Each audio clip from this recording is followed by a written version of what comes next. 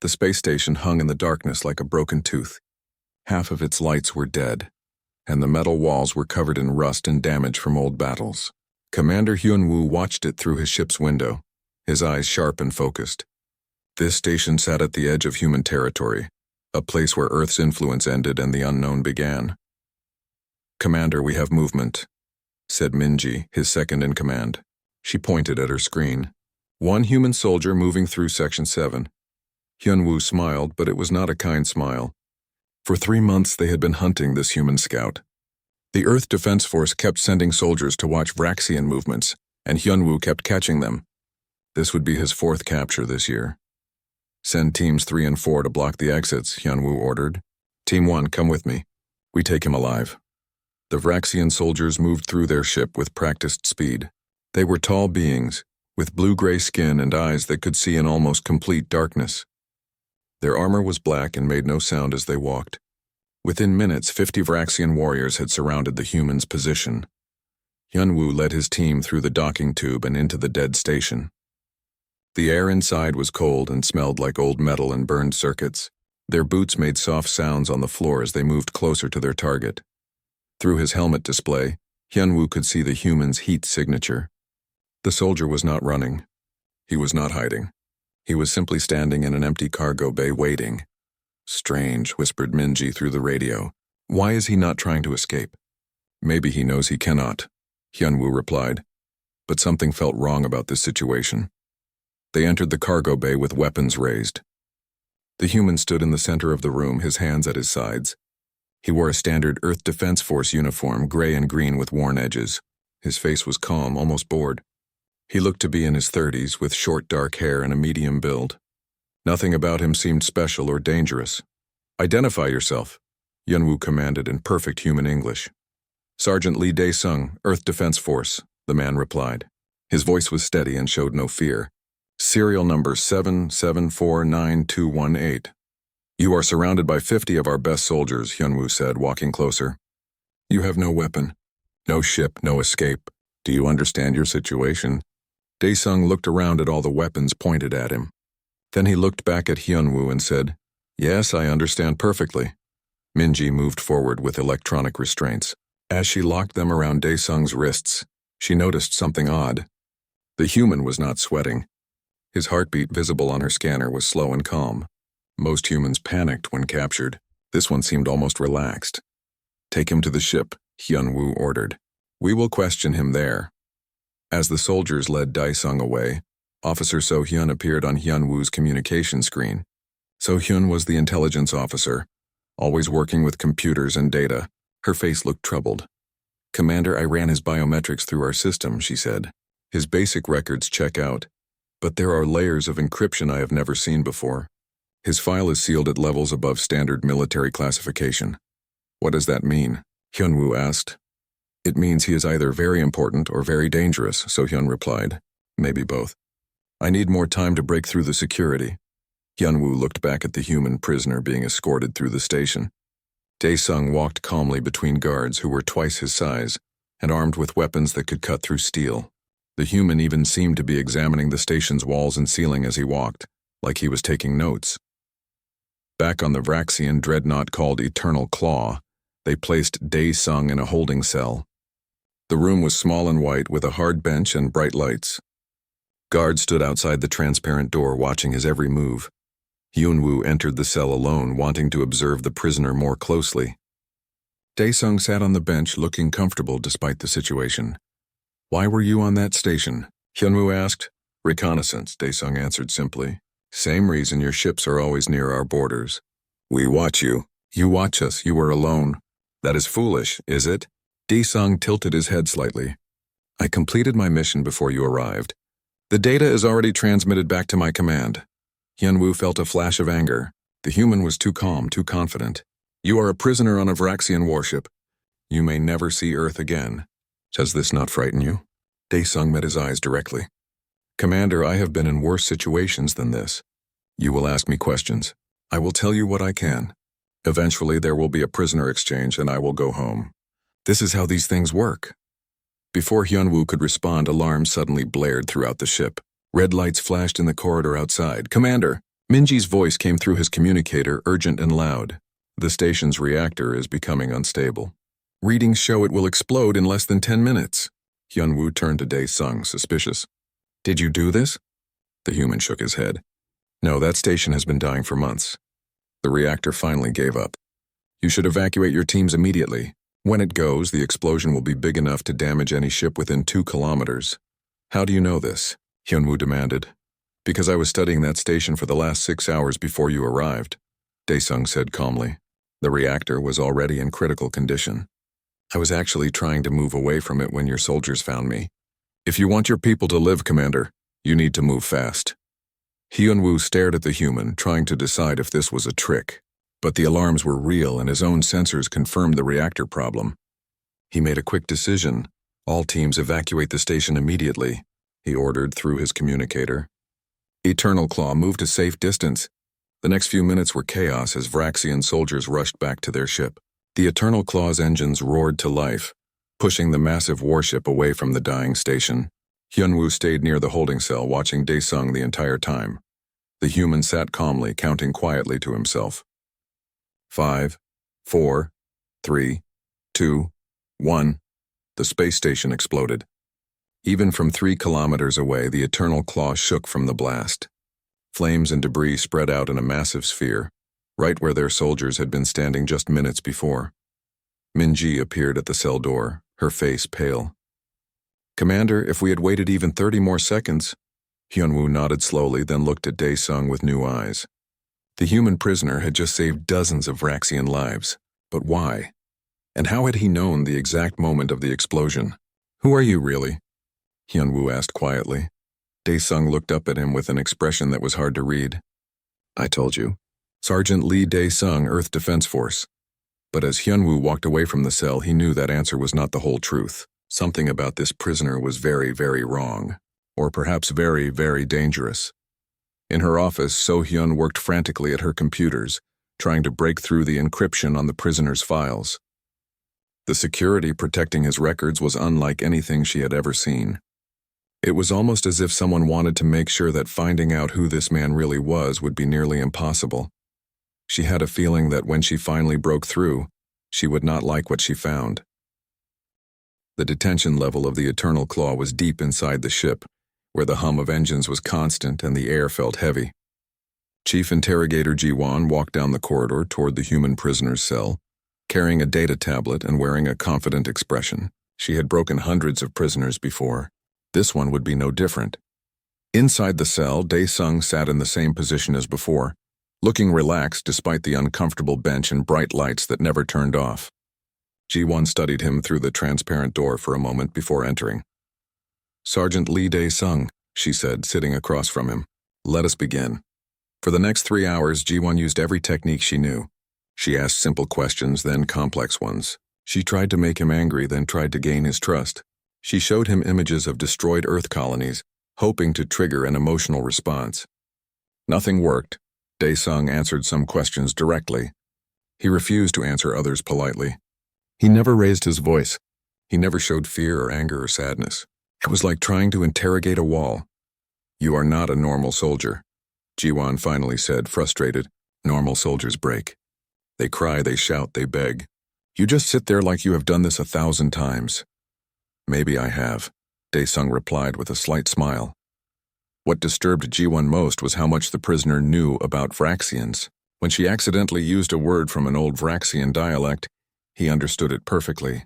When she tried to trick him with false information about Vraxian military structure, he corrected her. He even knew the names of battles from 30 years ago, before the current war had started. Where did you learn our history? Ji-won demanded. I had good teachers, was all he said. Outside the cell, young guard Tae-yang watched the interrogation with interest. Tae-yang was only 23 years old, fresh from military academy. This was his first assignment on a warship, and he found the human prisoner fascinating. Unlike the other guards who treated Dae-sung like a dangerous animal, Tae-yang was curious. During mealtimes, when he delivered food to the cell, he would sometimes talk to the prisoner. Is Earth really covered in blue oceans? Tae-yang asked one day. Most of it, Dae-sung replied. 70% water. The oceans are beautiful. You can see them from space, bright blue against the clouds. I have only seen pictures, Taeyang admitted. The propaganda ones where Earth looks evil and dark. Propaganda is like that, Daesung said gently. Both sides use it. I bet your homeworld is beautiful too, but our propaganda makes it look terrible. Taeyang found himself liking the human, which confused him. They were enemies. He was supposed to hate this prisoner. But Daesung was kind to him, asked about his family, remembered details from their conversations.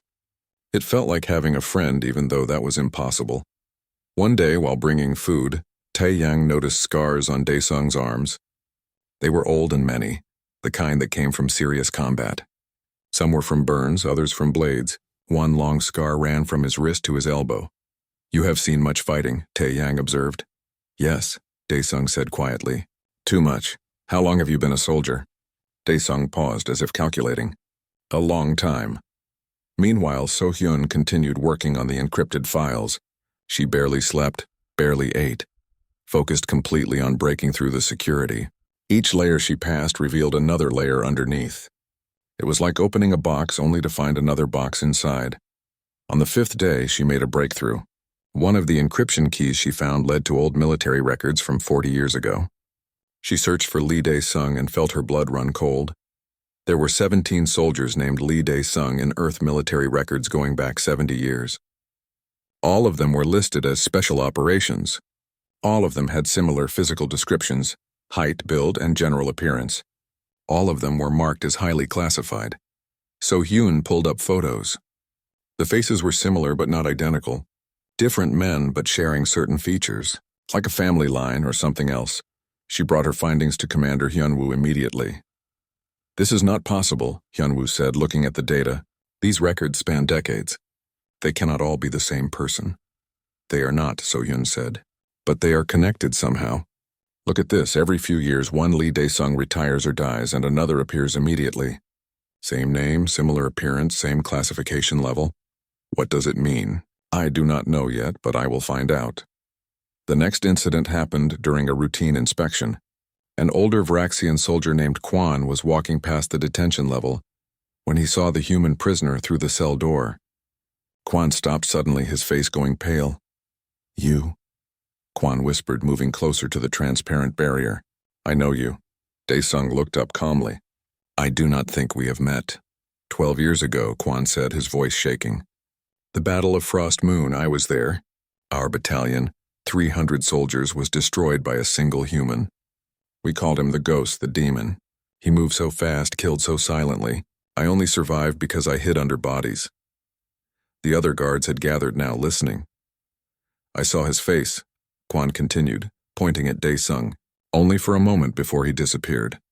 It was you. The same eyes. The same calm expression.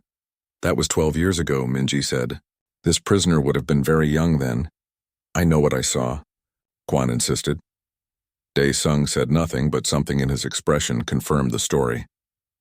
Minji ordered Kwan to report to medical for psychological evaluation, but doubt had been planted. Ji-won decided to escalate. If regular interrogation would not work, she would use technology. The neural probe was a device that could read surface thoughts and memories directly from a person's brain. It was painful and dangerous, but legal for enemy prisoners under Vraxian law. I am sorry, Ji-won said as she prepared the equipment, but you leave me no choice. You should not do this, Daesung warned quietly. It will not work the way you think. We shall see. Ji-won placed the neural probe headset on Daesung's head and activated it. Immediately, readings appeared on her screen, but they were wrong. Instead of seeing the prisoner's thoughts, she was seeing mathematical equations, repeated patterns, walls of mental discipline that blocked every attempt to read deeper. She increased the power. The machine hummed louder. Daesung's face showed strain for the first time, but the walls in his mind did not break. Then something unexpected happened. The probe created a feedback loop. The energy it was using to break into Daesung's thoughts was being reflected back through the connection. Ji-won screamed and tore off her own neural interface, but it was too late. She collapsed, blood running from her nose. Medical teams rushed in. They took Ji-won to the hospital bay, where doctors said she would survive but needed days of rest. Her mind had been overloaded by feedback she should not have been able to experience. What is he? Minji asked Hyunwoo as they stood outside the cell, watching Daesung recover from the neural probe attempt. Something we do not understand, Hyunwoo replied. That evening, Hyunwoo received an urgent message from Vraxian High Command. The message was encrypted at the highest level, requiring 3 separate security clearances just to open. When he finally read it, the words were simple but terrifying. Halt all interrogation immediately. Confirm prisoner identity before proceeding. Await further instructions. Hyunwoo went to So-hyun's office. She was still working, her eyes red from lack of sleep, surrounded by screens full of data. Tell me you have found something, Hyunwoo said. I have, So-hyun replied, her voice tired and frightened. But Commander, you are not going to believe it. I barely believe it myself. Show me. So-hyun pulled up a file on the main screen. It was marked with more security warnings than Hyunwoo had ever seen. The label at the top made him feel cold inside. Project Reaper, he read aloud. What is this? That, So-hyun said, pointing at the detention level below them, is not just a soldier. He is one of humanity's greatest weapons, a legend, a nightmare. Commander, we did not capture a random scout. We captured the Reaper. Hyunwoo stared at the screen, reading the file that So-hyun had finally unlocked. Each word made the situation worse. Each line revealed how much danger they were actually in. In his cell, Daesung lay on the bench, eyes closed but not sleeping. He knew they were close to understanding now. Soon everything would change. He counted his breath, staying calm, waiting for the moment when the truth would finally come out. The hunters were about to learn they had caught a wolf. The command deck of the Eternal Claw was silent as So-hyun presented her findings to the senior officers. Commander Hyunwoo, Minji, and 5 other high-ranking Vraxians sat around the conference table, their faces growing more concerned with each word. Project Reaper began 73 years ago, So-hyun explained, displaying images on the main screen. During the first contact wars, when humanity was losing badly, they were desperate, so they created something new. The screen showed a young human man in military uniform. He looked similar to their prisoner but was not quite the same. This was the first Reaper, So-hyun continued. His real name is not in any records. What we know is that he was humanity's answer to a simple question. How do you fight enemies that are stronger, faster, and more numerous? The answer was to create one soldier who could equal an entire army. That is impossible, one officer said. No single soldier can do that. You would think so, So-hyun replied. But look at the records. The first Reaper ended the siege of Titan by infiltrating the enemy command ship and killing their entire leadership. Alone. In one night. After that battle, 3 enemy species immediately sued for peace. She changed the image to show different battles, different locations. The second Reaper stopped the colony massacres. The third prevented an alien alliance from forming. The fourth assassinated 3 warlords who refused peace negotiations. Each Reaper was trained by the previous one, passing down skills, knowledge, and techniques. It is not one person. It is a legacy, a title given to humanity's most dangerous operative. Minji leaned forward. How many Reapers have there been? 7, So-hyun answered. The man in our detention cell is the 7th Reaper. His real name is Lee Dae-sung, but that name only appeared in records 9 years ago. Before that, he was someone else trained by the 6th Reaper. The screen now showed combat footage, grainy and dark. A figure moved through it like smoke, impossibly fast, taking down enemies with precision that seemed almost inhuman. They are enhanced, So-hyun continued. Genetic modifications to improve reflexes, strength, and healing. Cybernetic implants to process information faster and control their own biological functions. Chemical treatments to slow aging.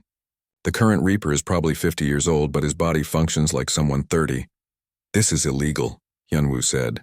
The Treaty of Geneva Station bans human enhancement beyond certain limits. The Reaper Project existed before that treaty, So-hyun replied. And technically they comply with the rules. Each enhancement is just barely within legal limits. But when combined all together, they create something far beyond a normal human. She pulled up medical data from Daesung's neural probe attempt. Look at his psychological profile. His mind is trained to compartmentalize information, creating mental walls that even our best technology cannot break. He can control his heartbeat, his breathing, his emotional responses. He feels pain but can ignore it. He feels fear but does not show it. For all practical purposes, the Reaper is a human who has been turned into the perfect weapon. The room was quiet as everyone absorbed this information. There is more, So-hyun said quietly. Each Reaper is given a psychological trigger, a self-destruct code embedded deep in their mind.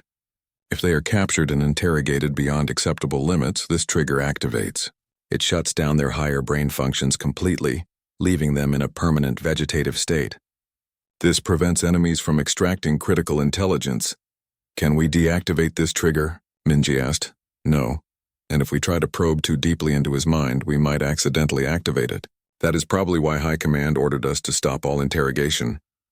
Hyunwoo stood and walked to the window, looking out at the stars. His ship held a prisoner more dangerous than he had imagined. But something else bothered him. If he is this dangerous, Hyunwoo said slowly, why was he alone on that station? Why did he let us capture him so easily? So-hyun had been wondering the same thing. I do not know, Commander, but I do not think anything about his capture was accidental. While the senior officers discussed what to do with their prisoner, Tae-yang was having his own crisis. He had been reviewing security footage from the past week as part of his guard duties. What he saw made him feel sick. Every conversation he had with Dae-sung, every casual question had been manipulation. When Tae-yang mentioned that most guards change shifts at midnight, Dae-sung had just nodded and smiled. When Tae-yang complained about how the detention levels doors sometimes malfunctioned, Dae-sung had listened sympathetically. When Tae-yang accidentally mentioned that Commander Hyunwoo had been stressed lately, Dae-sung had asked gentle, caring questions. All of it was intelligence gathering. All of it was preparation. Tae-yang felt like a fool. The human had never been his friend. Every kind word, every moment of connection had been a lie designed to extract information. He had been used, but what made it worse was that part of Tae-yang still liked the prisoner. Despite knowing it was manipulation, despite understanding he had been a tool, Tae-yang could not completely hate Dae-sung. The human had been kind, even if that kindness had been false. In another part of the ship, an intelligence analyst named Dong-hyun made a disturbing discovery. He was reviewing the virus that had affected the ship's systems during the station evacuation. At the time, they thought it was just malfunction from being near the exploding reactor. It was not. Someone had uploaded a sophisticated program into their systems. It had been hiding, dormant, waiting. Dong-hyun could not figure out how it got there, but he could see what it was designed to do. The virus was mapping the ship's layout, learning security protocols, identifying weaknesses in their defenses.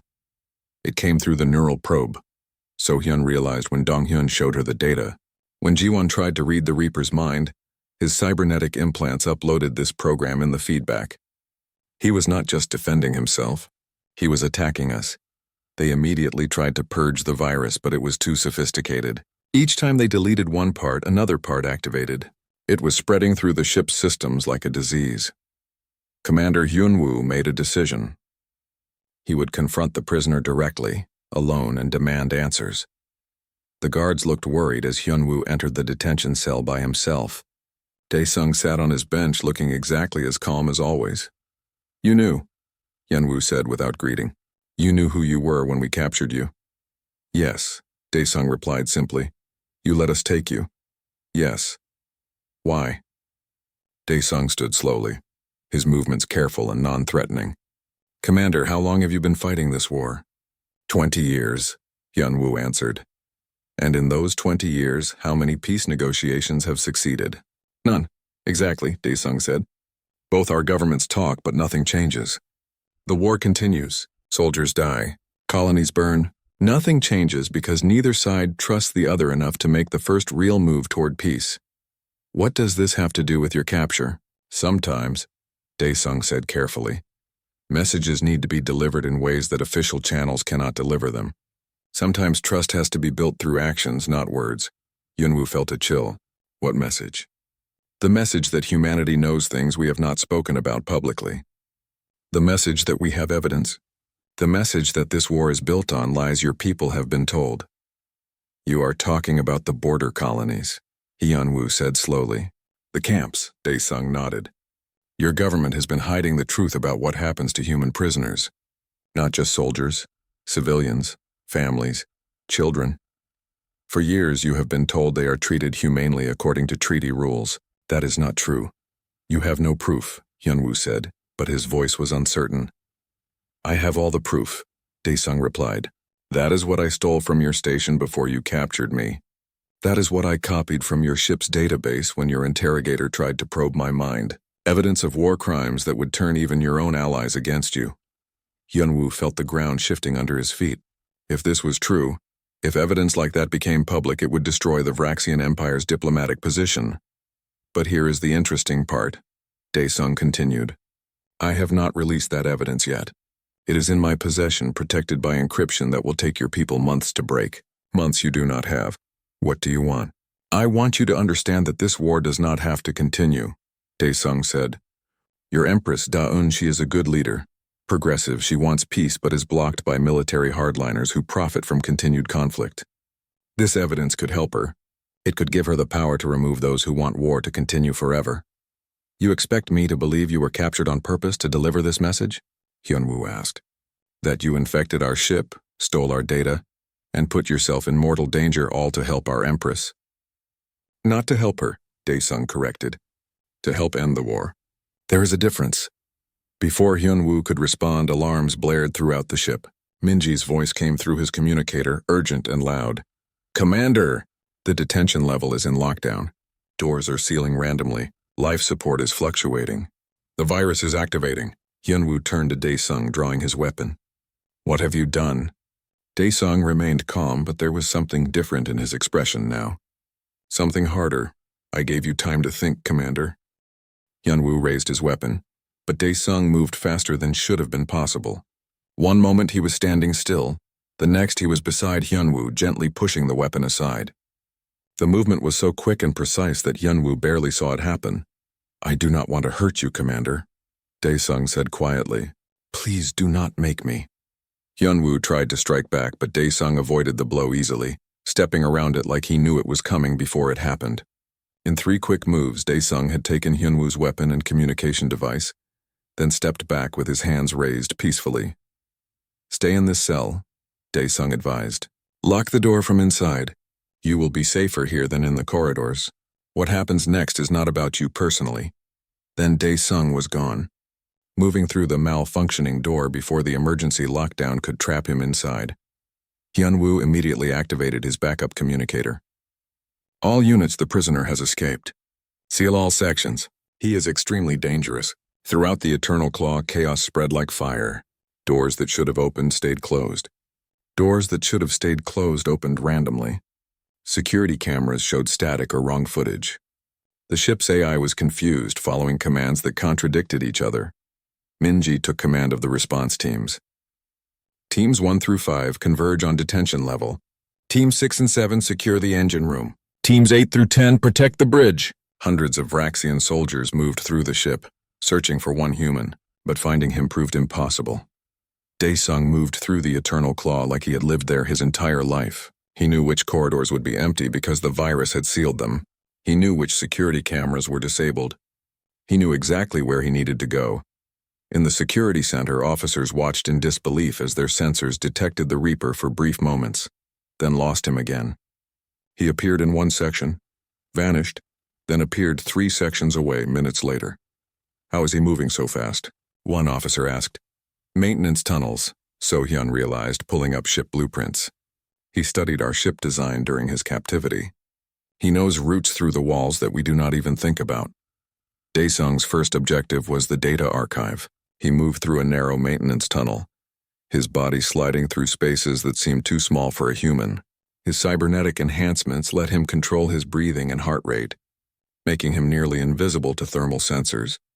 He dropped down into the archive room, empty, because the virus had locked all entrances except the one he used. Moving to the main terminal, Daesung inserted a small device and began downloading files. Diplomatic communications, military strategy reports. Most importantly, evidence of the prison camps on the border worlds. Security Team Alpha converge on data archive. Minji's voice echoed through the ship's speakers. Daesung checked his download progress. 60% complete. He needed more time. When the first soldiers arrived and breached the door, they found the archive empty. Daesung had already moved to his next objective, leaving behind a device that would corrupt any attempt to track what data he had taken. His next stop was the engine room. Not to sabotage it, but to place insurance. The engine room was massive, filled with the glowing power cores that drove the dreadnought through space. Engineers worked frantically to maintain systems as the virus caused fluctuations throughout the ship. Dae-sung entered through an upper access point, moving along the ceiling supports with the grace of an acrobat. The engineers below never looked up. Within minutes, he had placed small plasma charges on 3 critical junctions, not enough to destroy the engines but enough to cripple them for weeks if detonated. He activated his communicator, broadcasting on all ship frequencies. "Commander Hyunwoo, this is Dae-sung. I have placed charges in your engine room. I do not want to detonate them, but I will if necessary. I need safe passage to an escape pod. That is all." "You are trapped on this ship," Hyunwoo replied, his voice tight with controlled anger. "There are 300 soldiers between you and any escape pod. Surrender now, and I promise you will be treated according to treaty laws." "I respect you, Commander, but we both know I am not trapped." To prove his point, Dae-sung disabled his communicator's encryption, letting them track his location. He was exactly where the charges were placed. "If your soldiers storm this room," Dae-sung continued, "I will detonate the charges. Your ship will be crippled. Your mission will fail. People will die, or you can let me leave peacefully and everyone lives. This is not a difficult choice." Min-ji appeared beside Hyunwoo on the bridge. "Commander, we have teams ready to breach the engine room. But if he has placed charges as he claimed, then we lose this ship," Hyunwoo finished grimly. So Hyun pulled up tactical data. "The nearest escape pod bay is in Section 12. Even if we let him go, there is no guarantee he will not detonate the charges anyway." "Actually," Dae-sung's voice came through the speakers again, "there is a guarantee. Commander, I saved your soldiers' lives at the space station. I warned you about the reactor when I could have let you die. I have had multiple opportunities to kill Vraxians on this ship, and I have not. I am a soldier, not a murderer. Give me your word that I can reach an escape pod, and I give you my word the charges will not detonate." Hyunwoo stood at his command station, weighing his options. Every tactical analysis said the prisoner was lying, that this was a trick. But every instinct Hyunwoo had, built from 20 years of combat, said the human was telling the truth. "You have 10 minutes, Hyunwoo finally said. "After that I give the order to storm the engine room regardless of consequences." "Thank you, Commander. I will not forget this." Dae-sung moved. The soldiers in the corridors had been pulled back, creating a clear path to Section 12. But Min-ji had not pulled back all soldiers. She had positioned her best warriors in hidden locations, ready to ambush if the opportunity arose. The Reaper knew this. Of course he knew. As he moved through the corridor, 3 soldiers dropped from ceiling panels ahead of him, weapons raised. Behind him, 4 more emerged from side rooms. He was surrounded. "Surrender," one soldier commanded. Dae-sung sighed quietly, then moved.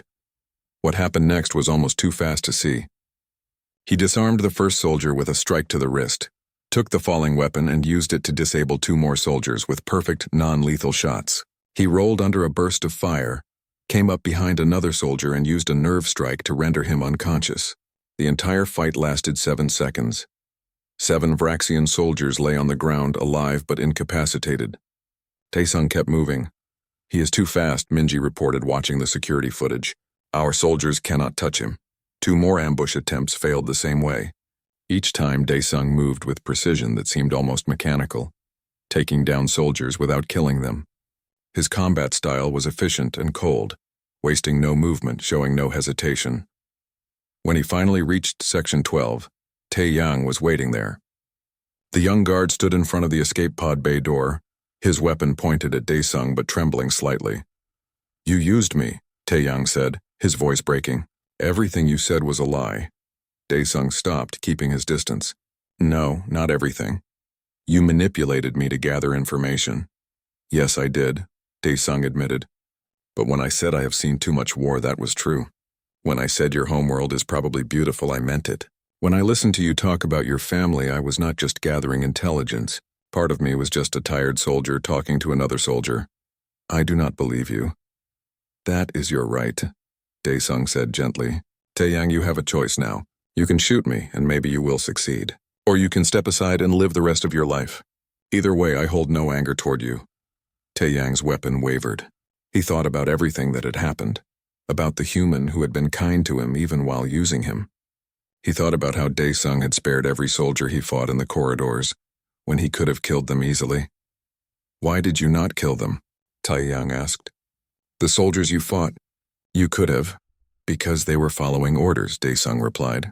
Just like you, just like me, because enough people have died in this war already. Taiyang lowered his weapon and stepped aside. Go.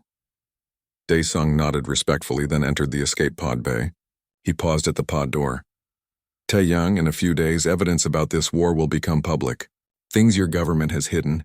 When that happens, question everything you have been told. Think for yourself. That is all I ask.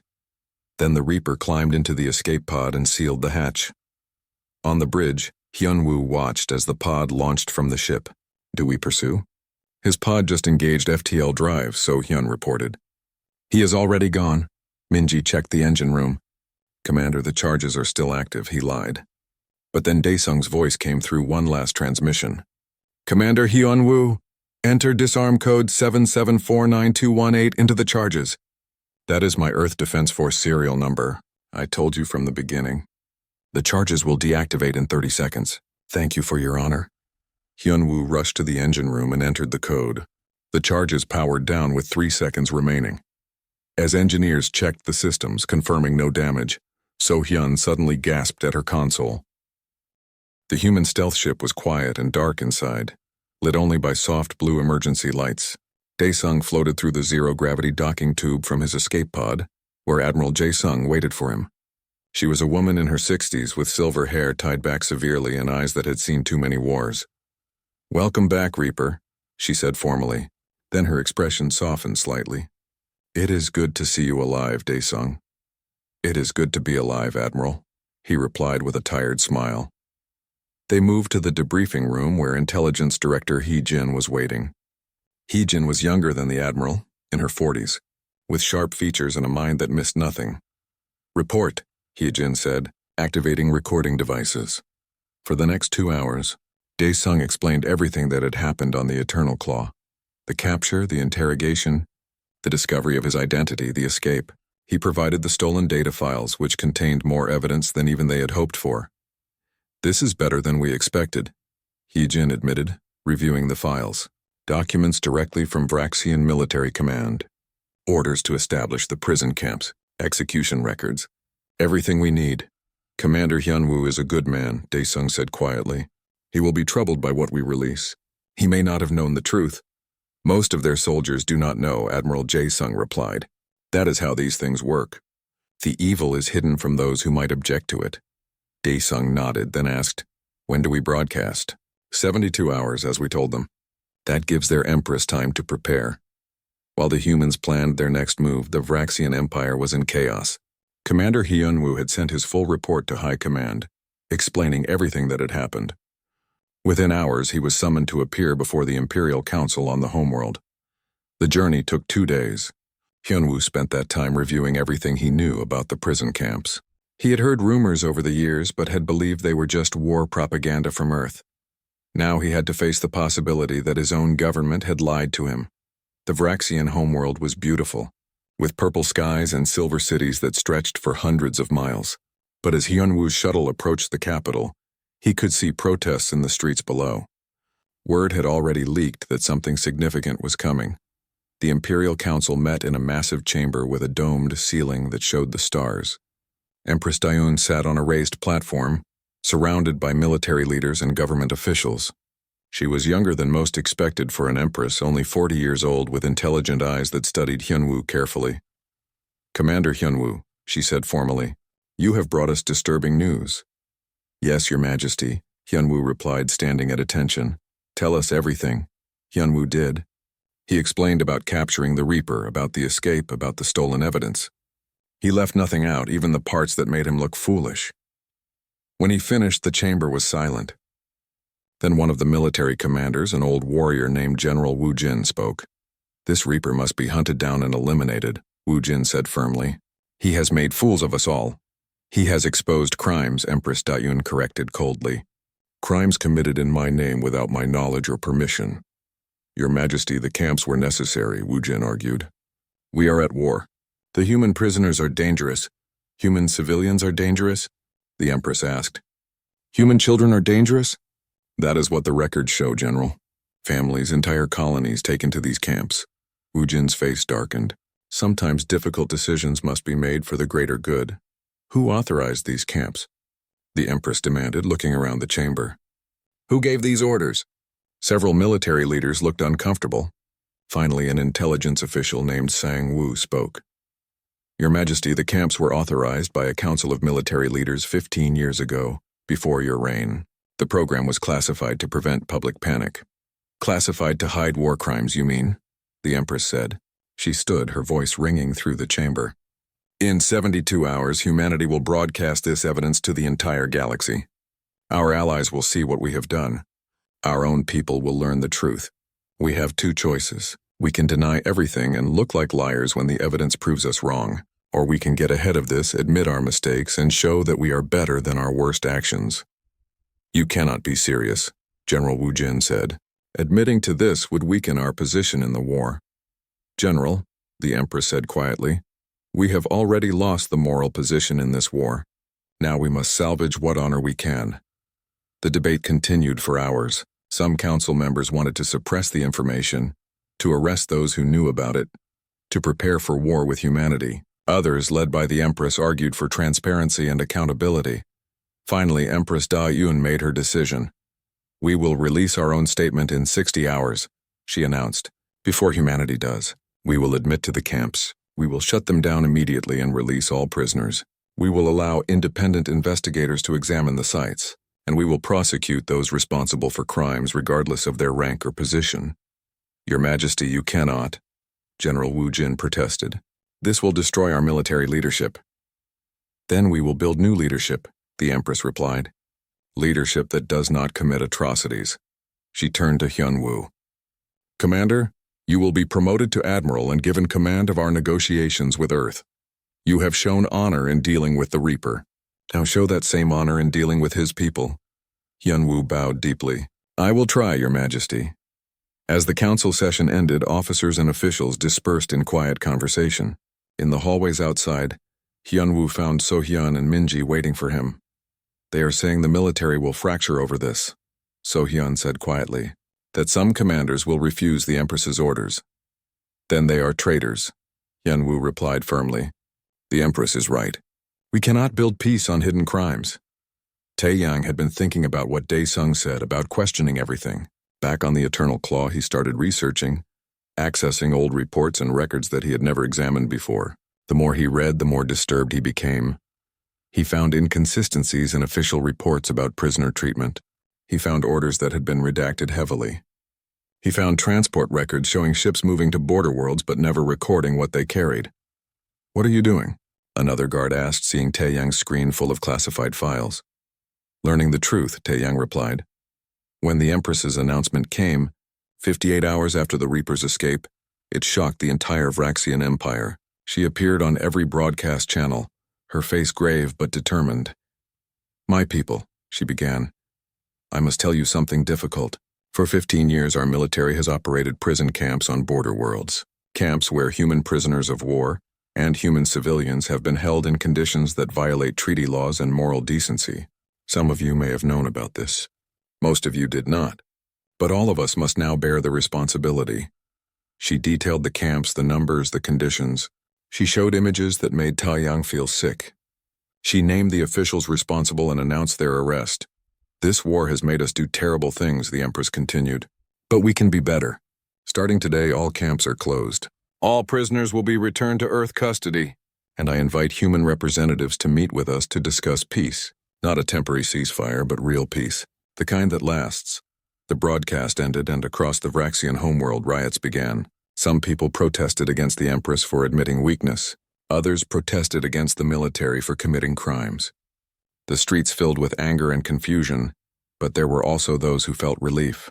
Soldiers like Tae-yang, who had always questioned the war but never had proof. Citizens who had suspected but been afraid to speak. They gathered in public squares, calling for peace, calling for change. On Earth, Dae-sung watched the Empress's broadcast from the military headquarters. Admiral Jae-sung stood beside him. She is braver than I expected, the Admiral admitted. This could cost her everything. Or it could save her empire, Dae-sung replied. Time will tell. 2 weeks later, peace negotiations began on a neutral space station. Commander Hyunwoo, now Admiral Hyunwoo, led the Vraxian delegation. Admiral Jae-sung led the human delegation. And standing as a witness to both sides was Dae-sung, the Reaper who had made this moment possible. The first meeting was tense. Both sides were angry, grieving losses from decades of war. But they talked, and talking was more than they had done in years. "We have conditions," Admiral Jae-sung said. "All human prisoners returned. Reparations for the camps. Joint tribunals for war crimes on both sides." "On both sides?" Hyunwoo questioned. "Yes," Jae-sung replied. "We are not claiming innocence. Humans have committed crimes too. Justice must be equal." The negotiations continued for weeks. Sometimes they almost broke down. Sometimes people walked out in anger, but they always came back. One evening, during a break in negotiations, Hyunwoo found Dae-sung standing alone, looking out at the stars through the station's observation window. "I never thanked you," Hyunwoo said, approaching carefully, "for not killing my soldiers." "You could have." "Killing is easy," Dae-sung replied. "Building something afterward is hard." "Is that why you became the Reaper?" "To build?